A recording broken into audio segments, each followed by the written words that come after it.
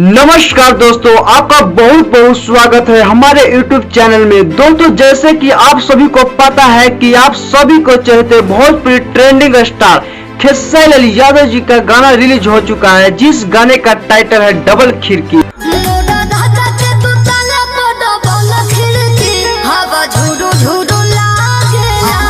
और ये गाना VL म्यूजिक के YouTube चैनल से आया है और ये गाना आते ही सोशल मीडिया प्लेटफॉर्म पर ट्रेंड करने लगता है। और इस गाने की बात किया जाए तो इस गाने को खेसारी लाल यादव और शिल्पी राज के बाद बहुत ही बेहतरीन इस गाने को गाया गया है।